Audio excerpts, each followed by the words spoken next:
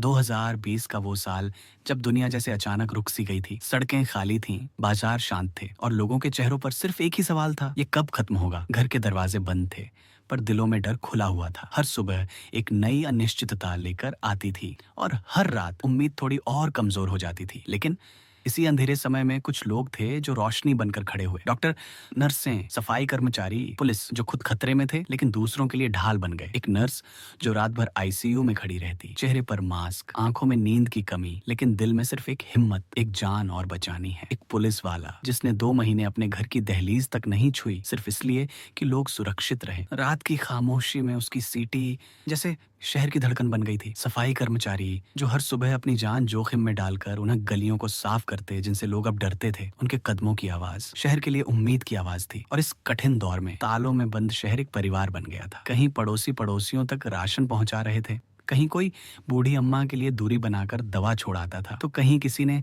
अपने घर के बाहर फ्री खाना रख दिया था, बिना नाम पूछे, बिना पहचान जाने। बच्चे बालकनी में खड़े होकर ताली और थाली बजा रहे थे। उनकी छोटी सी मुस्कान में पूरी दुनिया की उम्मीद छिपी हुई थी। और इस बीच एक और युद्ध चल रहा था। लेबोरेटरी में वैज्ञानिक दिन रात बिना थके, बिना रुके, एक दूसरे की माने बिना काम करते रहे। कई महीनों की मेहनत, अनगिनत कोशिशों के बाद आखिर टीका आया और उसी दिन दुनिया ने राहत की एक भारी सांस ली। धीरे धीरे लोग फिर सड़क पर लौटे, स्कूल खुले, दुकानों ने दोबारा मुस्कुराना शुरू किया और जिंदगी फिर से चल पड़ी। लेकिन कोरोना ने हमसे सिर्फ छीना नहीं, बहुत कुछ सिखाया भी। इसने सिखाया कि असली ताकत धन में नहीं होती, बल्कि एक दूसरे के लिए खड़े होने में होती है। इसने बताया कि हम भले अलग अलग घरों में रहते हों, लेकिन दिल हमेशा जुड़े होते हैं। इसने दिखाया कि जब हालात सबसे बुरे हों तो इंसानियत ही सबसे बड़ी दवा बन जाती है। आज जब हम फिर से मुस्कुराते हैं, चलते हैं, गले मिलते हैं, तो याद रखना, उस दौर ने हमें टूटना नहीं बल्कि एक होना सिखाया है।